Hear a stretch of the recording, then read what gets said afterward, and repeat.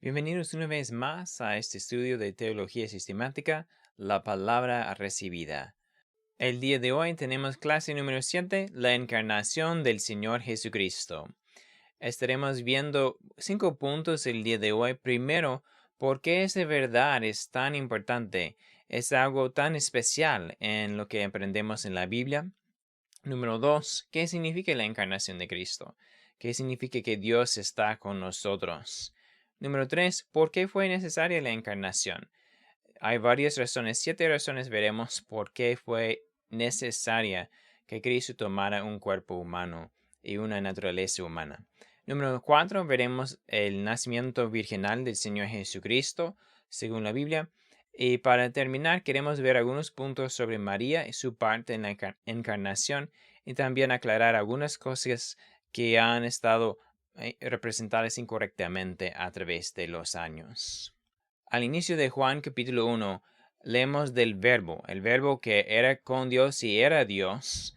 Y leemos en versículo 14, y aquel verbo fue hecho carne, y habitó entre nosotros, y vimos su gloria, gloria como del unigénito del Padre, lleno de gracia y de verdad. El Señor Jesucristo, el verbo de vida, vino a este mundo. La segunda persona de la Trinidad, el Hijo de Dios, tomó un cuerpo humano. Esa es una verdad muy importante, una verdad única y preciosa que nunca debemos olvidar y no debemos permitir que nadie quite esa verdad de nosotros. La encarnación de Cristo es un concepto que no tiene paralelo en la historia de todo el mundo. Dios mismo, viendo nuestra necesidad, se humilló para participar de nuestra humanidad. Esa doctrina fundamental no solamente es esencial para nuestra salvación, sino también para entender quién es Dios y entender el amor de Dios hacia nosotros. Y es algo que no solamente debemos aprender en una clase, sino pensar con frecuencia de lo que Dios ha hecho buscando nuestra salvación. La Biblia establece que el fundamento de nuestra fe es el Señor Jesucristo. No hay otro fundamento que el hombre pueda poner aparte de Cristo, dice 1 Corintios 3:11. Entonces, para entender el cristianismo, entender nuestra fe, entender la doctrina, entender el Hijo de Dios, debemos entender la encarnación de Cristo. Finalmente, si Cristo no es Dios, no puede ser nuestro Salvador. Si Cristo no es Dios, no pudiera pagar por todos los pecados de toda la humanidad. Pero si Cristo no es un hombre, entonces no pudiera morir como nuestro sustituto y pagar por los pecados de toda la humanidad. Entonces la encarnación de Cristo es algo central en cuanto a la salvación. Y también debemos reconocer que ninguna otra religión tiene un fundador así. Cristo estableció el cristianismo, pero Cristo no fue solamente un maestro. Él es Dios mismo. Él es eterno, Él es autoexistente, como vimos en clases anteriores.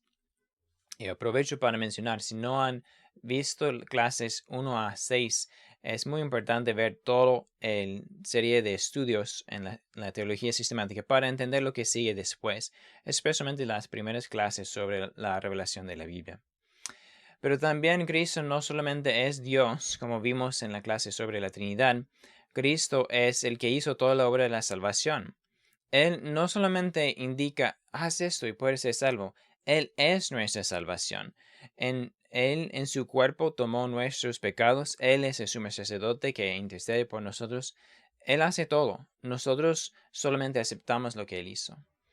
Y cualquier otra religión tiene un fundador que enseña, pero no salva. Y también todos los demás fundadores de religiones están muertos. Ya no están. Cristo sí murió, pero resucitó y vive hoy día. Él vive para siempre, llevando a cabo nuestra salvación, actuando a nuestro favor, intercediendo por nosotros, aplicando su gracia a nuestras vidas. Entonces debemos entender nuestro Cristo y solamente podemos entender todo lo que Él hizo si entendemos su encarnación. Entonces, ¿qué es la encarnación de Cristo? En términos más sencillos, es Dios con nosotros, que Dios tomó un cuerpo humano.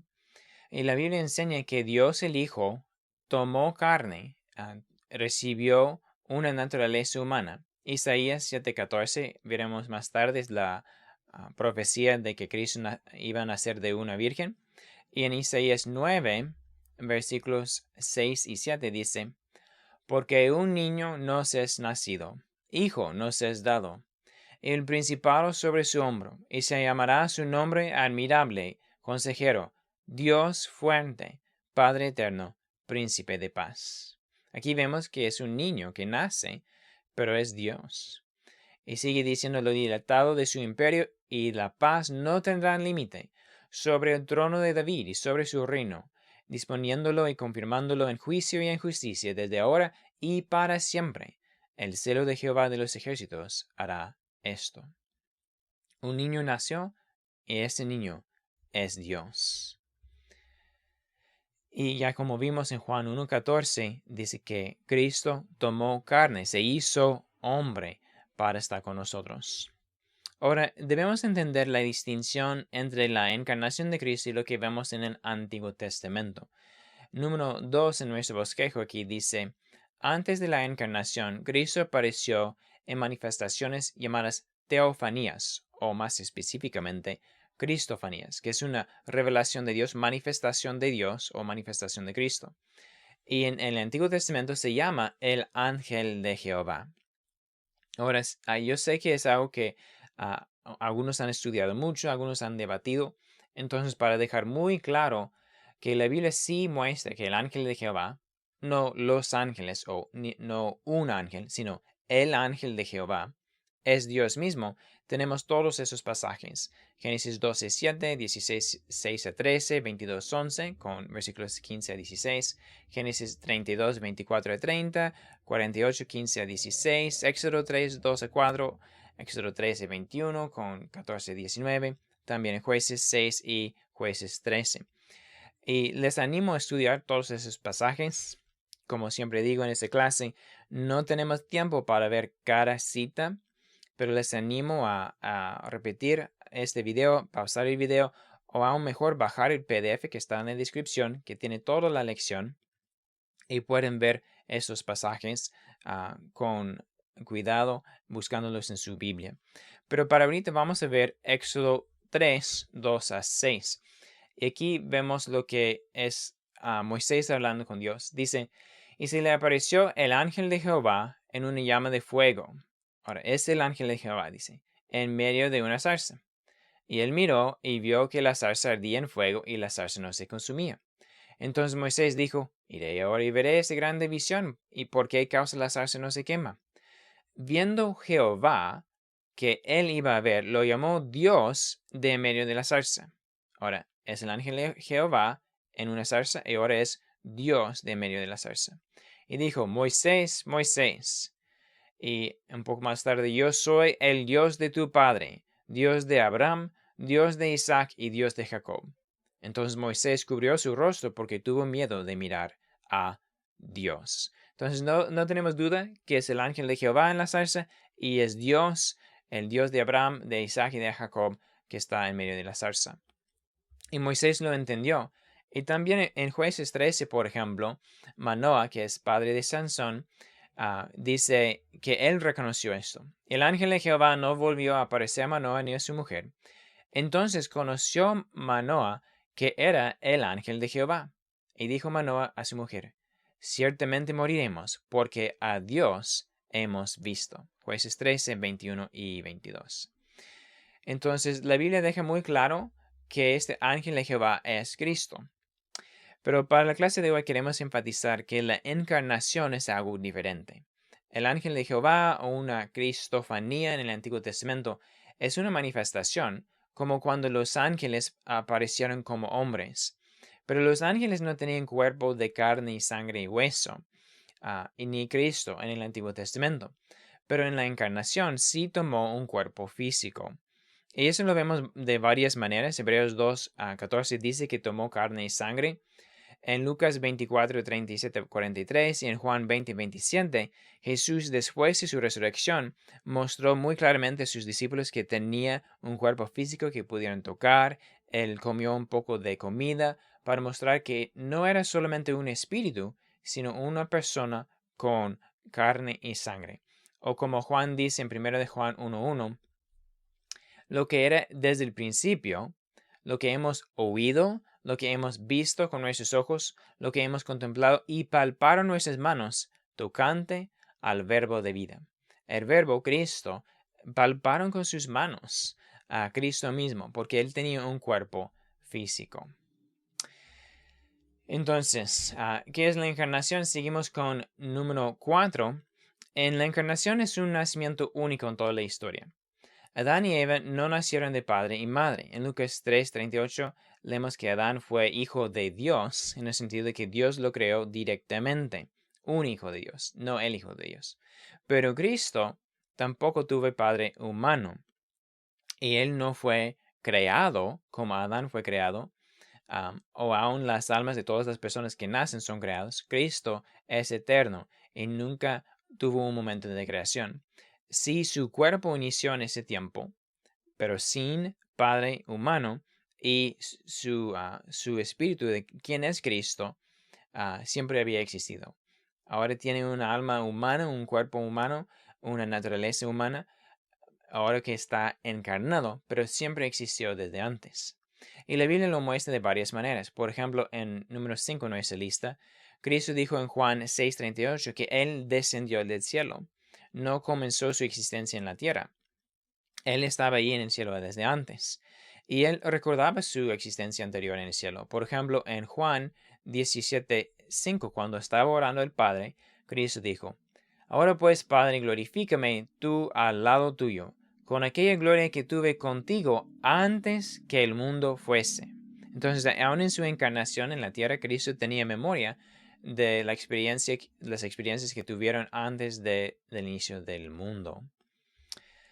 La Biblia enseña en número 6 que Cristo es el creador. En Juan 1:1, en versículo 3 y 10, hay varios pasajes que ya vimos en la clase sobre la teología de Dios, sobre la Trinidad. Vimos que Cristo es el creador, igual con el Padre y con el Espíritu. Pero Cristo es el creador que entró en su creación tomando carne, como dice Juan 1:14. Y un pasaje que lo declara directamente es 1 de Timoteo 3:16. Y es algo maravilloso y se llama el misterio de la piedad. Dice: E indiscutiblemente grande es el misterio de la piedad. Dios fue manifestado en carne, justificado en espíritu, visto de los ángeles, predicado a los gentiles, creído en el mundo, recibido arriba en gloria. No hay duda que está hablando de Jesús, porque el único Dios que fue recibido arriba es Jesús, Dios el Hijo. El Padre nunca fue recibido arriba. Está hablando del Hijo, pero Él fue Dios manifestado en carne. Y la Biblia nos enseña que Dios, el Padre, hizo el cuerpo de Cristo en Hebreos 10:5. La palabra que se usa aquí es la misma palabra que vemos en Hebreos 11:3 cuando dice que el universo fue constituido. Hebreos 10:5 nos dice, el Hijo hablando al Padre: sacrificio y ofrenda no quisiste, mas me preparaste o me hiciste cuerpo. Está citando de los Salmos. Cuando entró en el mundo, el Padre hizo un cuerpo para el Hijo. Y eso es lo que es la encarnación. Pero quiero enfatizar el día de hoy por qué es tan importante la encarnación de Cristo. Es algo esencial. La Biblia enfatiza esto en 1 de Juan 4, versículo 3. Aquí vemos la importancia de creer que Jesús vino en carne. Y ahora Juan está tratando con la herejía, con el error de que Cristo vino solamente como un espíritu y no tuvo cuerpo. Dice 1 de Juan 4:1: Amados, no creáis a todo espíritu, sino probad los espíritus si son de Dios, porque muchos falsos profetas han salido por el mundo. En esto conocer el Espíritu de Dios. Todo espíritu que confiese que Jesucristo ha venido en carne es de Dios. Y todo espíritu que no confiese que Jesucristo ha venido en carne no es de Dios. Y este es el espíritu de Anticristo, el cual vosotros habéis oído que viene y que ahora ya está en el mundo. Entonces, es necesario que nosotros creemos esto, que Cristo ha venido en carne. Pero ¿por qué es tan importante? Número 1, Cristo tenía que tomar un cuerpo para destruir el pecado y destruir el diablo a través de su muerte. Y eso lo dice Hebreos 2:14 directamente. Así que, por cuanto los hijos participaron de carne y sangre, él también participó de lo mismo para destruir, por medio de la muerte, al que tenía el imperio de la muerte, esto es, al diablo. Hay varios pasajes que enfatizan que el cuerpo humano y la muerte física de Cristo fue necesario para cumplir la obligación a la ley, que Dios había dicho, la paga del pecado es muerte, y Cristo tenía que morir. Eso lo vemos en Colosenses 2, 14 a 15. Vemos en Efesios 2 y Colosenses 1 que somos reconciliados con Dios a través de la carne de Cristo, su cuerpo físico. Y somos limpiados por la sangre de Dios, dice Hechos 20:28. Todo eso fue necesario para pagar por nuestros pecados y conquistar el diablo. Y esto fue decretado por Dios el Padre desde antes de la creación del mundo, según 1 de Pedro 1, 18 a 19 y Apocalipsis 13, 8. Dios había decidido esto antes de hacer el mundo, porque Él, por supuesto, sabía lo que iba a venir. Pero también, número 2, fue necesaria la encarnación para manifestar al Padre a la humanidad. Juan 1:18 dice que el Hijo revela al Padre a nosotros. Él muestra la sabiduría de Dios, la gloria de Dios y el amor de Dios en particular. A través del Nuevo Testamento, de los Evangelios, vemos esto en Cristo viviendo en la tierra. Es importante recordar que Cristo no solamente vino como un ejemplo, no solamente como maestro para enseñarnos, como hemos estado enfatizando, pero sí, ese fue algo importante. Él vino para enseñarnos de Dios en una manera que pudiéramos ver, ya como Juan dice, aún tocar y palpar. Y esto fue una parte importante de enseñarnos de Dios. También Cristo fue, en este sentido, en enseñarnos del Padre, Él fue el profeta prometido. En Deuteronomio 18:15, Moisés prometió un profeta que iba a ser levantado de tus hermanos, iba a ser un profeta especial. Y ese fue algo que los judíos estaban pensando en eso. Preguntaron de Juan el Bautista, ¿eres tú el profeta? Y él decía no. Pero se enfatiza varias veces en el Evangelio de Juan, que los que tenemos aquí pueden buscar los pasajes, de que Cristo cumplió esa profecía de ser el profeta que Moisés había prometido, el profeta que iba a venir para traer salvación.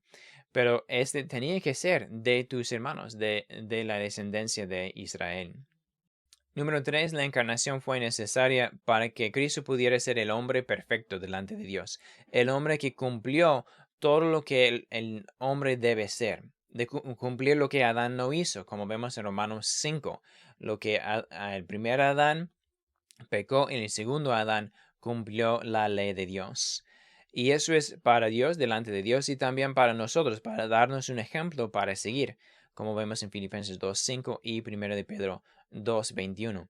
Pero la Biblia dice específicamente en 1 de Corintios 15:45, así también está escrito, fue hecho el primer hombre, Adán, alma viviente, el postrer Adán, espíritu vivificante.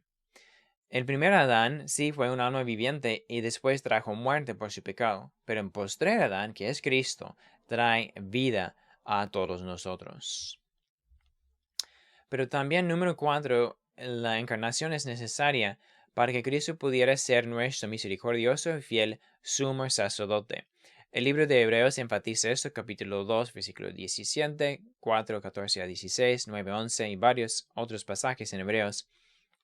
Para ser nuestro sumo sacerdote, que ahora está intercediendo por nosotros, tenía que ser de los seres humanos, porque un sacerdote es uno que hace una conexión entre el hombre y Dios. Y él tenía que ser Dios y hombre para ser ese puente, para unirnos con Dios y para ser un perfecto, sumo sacerdote perfecto delante del Padre. Número 5, también para ser nuestro pariente redentor.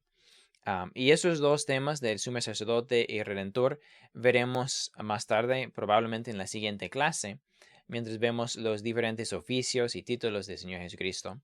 Pero quería mencionarlo aquí como una parte esencial de su encarnación. En Levítico 25 vemos la idea del pariente que podía redimir.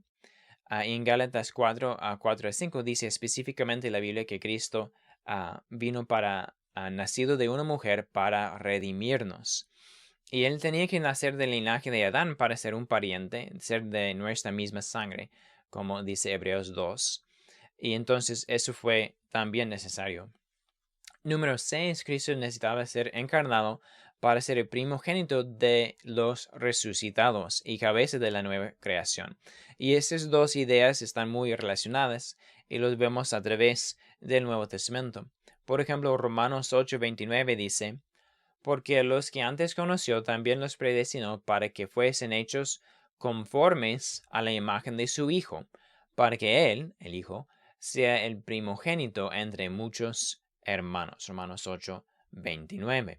Eso es el deseo de Dios para Cristo, ser el primogénito entre muchos hermanos.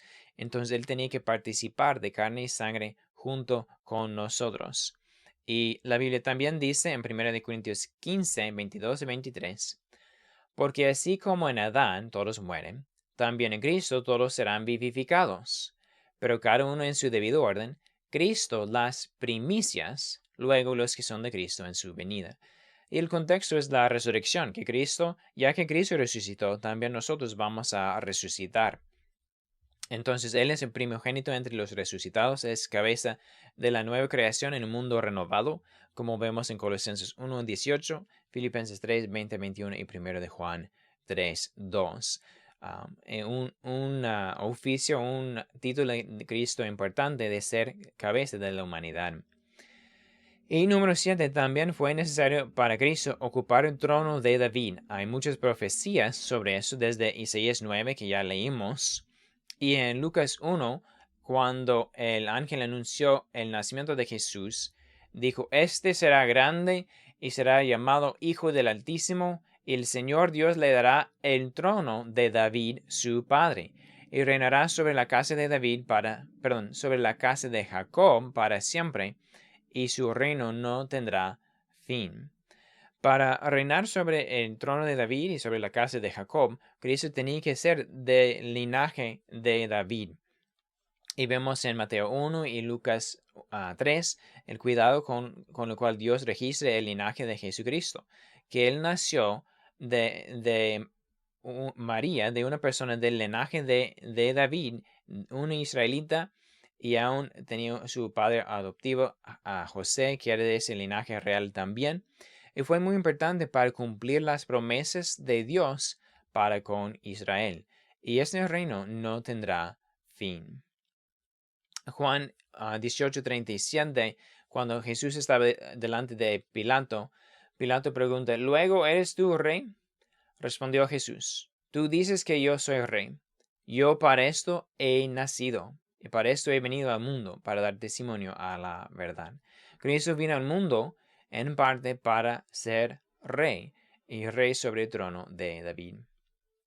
Obviamente eso no se ha realizado completamente ahora, pero un día Cristo estará reinando aún aquí en la tierra. Pero eso nos lleva a parte 4 de nuestro estudio, el nacimiento virginal del Señor Jesucristo, el modo que Dios escogió para llevar a Jesús al mundo. Y realmente no podemos separar eso de la encarnación, porque como ya vimos, mucho de lo que fue importante en la encarnación es que Él tenía que nacer de una mujer y una mujer del linaje de David. En su definición, el nacimiento virginal fue el milagro por el cual Jesús fue concebido en el vientre de María por obra del Espíritu Santo, sin padre humano, y nació como verdadero hombre sin perder ningún aspecto de su deidad. Gálatas 4:4-5 dice, pero cuando vino el cumplimiento del tiempo, Dios envió a su Hijo que existió antes en el cielo, envió, nacido de mujer y nacido bajo la ley, para que redimiese a los que estaban bajo la ley, a fin de que recibiésemos la adopción de hijos. Entonces Cristo tenía que nacer bajo la ley, cumplir la ley, para abrir la puerta para que pudiéramos entrar. Y eso es algo que la Biblia establece claramente. Aún antes del nacimiento de Jesús, había muchas profecías de que Jesús iba a nacer de ese linaje y nacer de una virgen.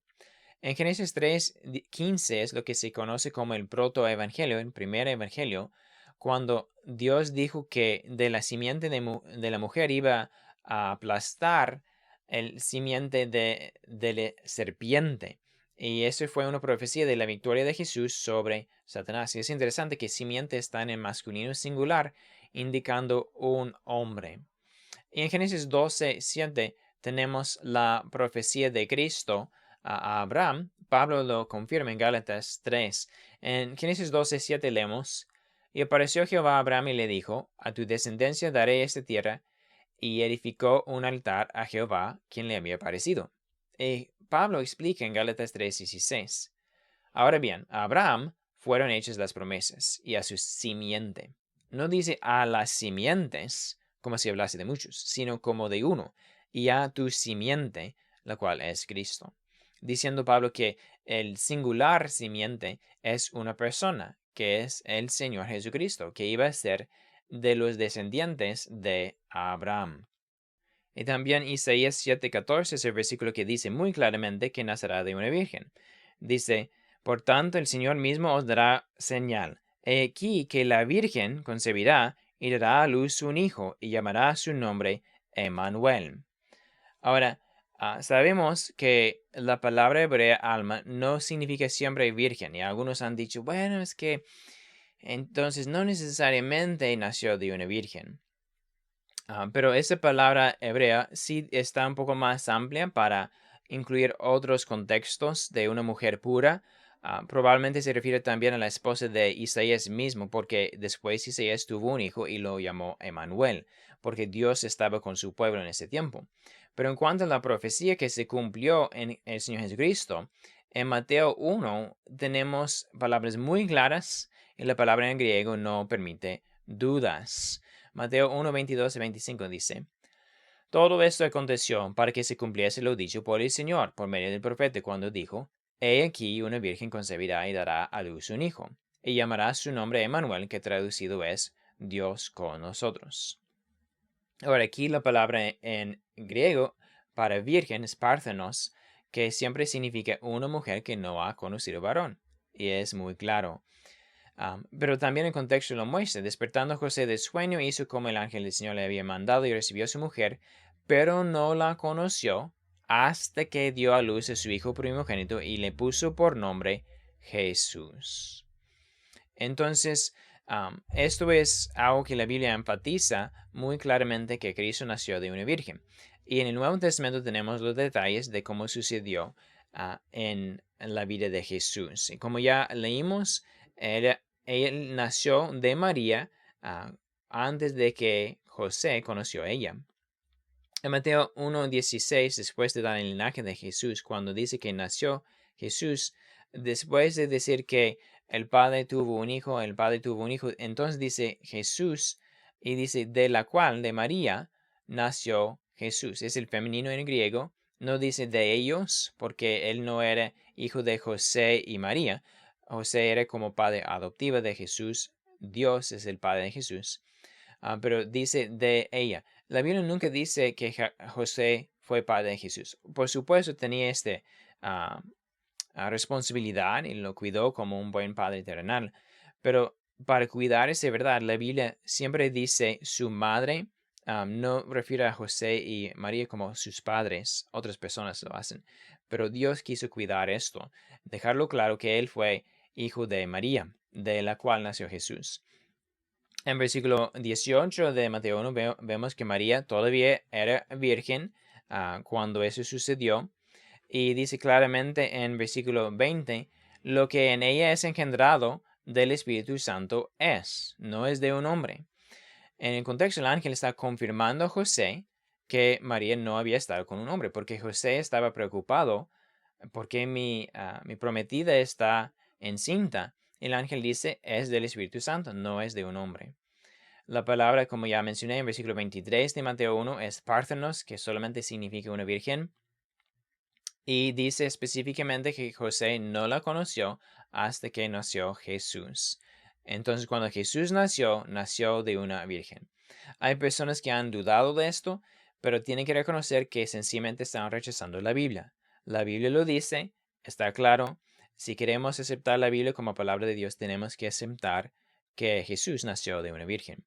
Y eso es tan importante porque Jesús no es cualquier persona, no solamente un profeta. Él es Dios mismo y su nacimiento es único. También María misma dijo claramente en Lucas 1, 27 y 34, palabra Párthenos y no conozco varón. Y la respuesta del ángel es clara también, que eso fue algo único en toda la historia. Fue la primera vez, pero Dios lo había dicho y dijo, con Dios nada es posible. Literalmente ningún rema es imposible. Rema siendo la palabra de Dios, lo que Él ha declarado. Dios lo dijo y Dios lo puede hacer. Pero para terminar ese estudio, yo creo que es importante tomar un poco de tiempo para entender la verdad sobre María. Es muy común que las personas van a un extremo u otro y caen en un error, pero debemos ver a ella en una manera bíblica. Tristemente, el hombre muchas veces ha dado a María más importancia y honra aún que Cristo a veces. Claro, ella fue una mujer piadosa, pero no una diosa. Entonces, la oración de Ave María o la canción Ave María no es bíblica, porque no debemos alabar a un ser humano. Y yo sé que algunos dicen, bueno, eso no es la gran cosa, pero la realidad es que la manera que la Iglesia Católica Romana muchas veces presenta a María es como una diosa, hasta el punto de que un día yo estaba en una taquería y un niño estaba ahí viendo una revista o periódico y había una imagen de la Virgen de Guadalupe. Y él dijo, mira, la diosita. Así él lo vio. No sé si alguien lo había dicho esas palabras a él, pero él vio a ella como la diosita, una diosa. Y eso es completamente en contra de lo que la Biblia revela sobre Dios, como ya vimos en la clase sobre la Trinidad. Solamente hay un Dios y María no participa en la deidad. Y aun si no, uno no ve a María como diosa, sino como más importante de los seres humanos, es dar a ella una posición que ella no realmente tiene bíblicamente.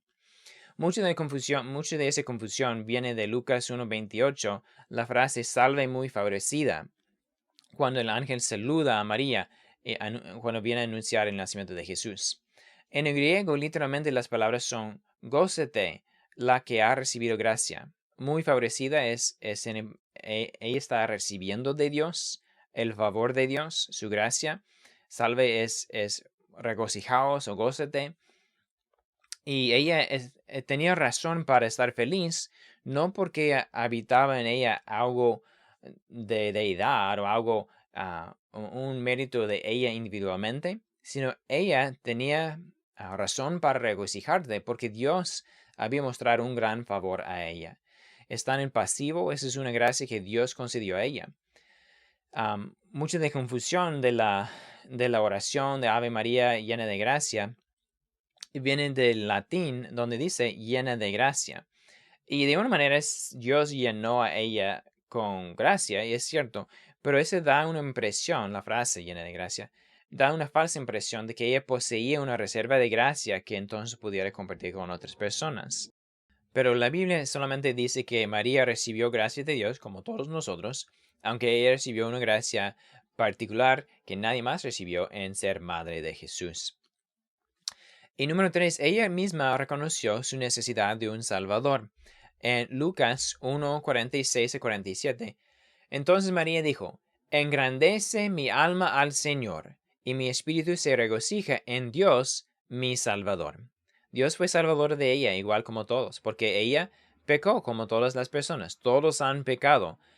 María seguramente vivió una vida piadosa en muchos aspectos, pero algún tiempo en su niñez o juventud, claro, ella pecó también y necesitaba un Salvador. Y entonces ella también necesitaba la gracia de Dios para su vida, necesitaba la llenura del Espíritu Santo. En Hechos 1:14 leemos que María, Madre de Jesús, estaba en el aposento alto con los demás discípulos orando por la venida del Espíritu Santo. En Hechos 2:4 que dice que todos fueron llenos con el Espíritu Santo. María recibió esa gracia de Dios. Ella no era una fuente para dispensar gracia a los demás. Debemos recordar que nadie, aparte del Señor Jesucristo, participa en la obra de la salvación. Él es el único mediador entre Dios y los hombres. No hay otro mediador en María ni en algún santo para traer la gracia de Dios a nosotros. Dice 1 de Timoteo 2, 5 a 6. Además de esto, tenemos que reconocer que aunque ella fue virgen cuando nació Jesús, la Biblia no enseña que ella fue virgen para siempre. Indica que ella tuvo hijos con José. La Biblia varias veces menciona a su madre y sus hermanos. Lo vemos en Mateo 12:46, 13:25, 13:55-56, Marcos 3:31, Lucas 8:19. Y en cada contexto que vemos los hermanos, Jesús se presenta como el mayor. Él fue primogénito de María. He escuchado católicos argumentar que esos hermanos de Jesús eran hijos de José de un matrimonio anterior, pero tenemos que ver que siempre se presenta a Jesús como el mayor. Él fue el hijo del carpintero y después el carpintero de Nazaret. Cuando Jesús murió en la cruz, no encargó a María, al hermano mayor. De hecho, Jesús tenía la responsabilidad de su madre y por eso, como hijo mayor, él encargó a María a uno de sus discípulos. Entonces, no hay ninguna indicación en la Biblia que estos hermanos no eran hermanos de Jesús. Y finalmente, si eran de José, que no era padre biológico de Jesús, entonces no eran hermanos de Jesús. Pero según la Biblia, ellos eran medio hermanos, no del mismo padre, Dios, pero sí de la misma madre. Y letra B, vale mencionar que esos hermanos no creyeron en él al inicio, como vemos en Juan 7, que ellos no habían aceptado a Cristo como Mesías, pero después de su muerte en Hechos 1:14 vemos que ellos estaban en el aposento alto y después tuvieron un lugar especial, en particular a Jacobo, que fue pastor de la iglesia en Jerusalén, según Hechos 15, y escribió el libro de Santiago, y otro medio hermano, a Judas, que escribió el libro de Judas. Y damos gracias a Dios por la parte que ellos tuvieron también en la obra de Dios. Letra C, las expresiones en Mateo son muy claros que después del nacimiento de Jesús, José y María tuvieron una relación normal. Dice, antes que se juntasen, y dice, no la conoció hasta que dio a luz. Entonces, después de que dio a luz, entendemos qué significa que ellos tuvieron relaciones normales como esposos.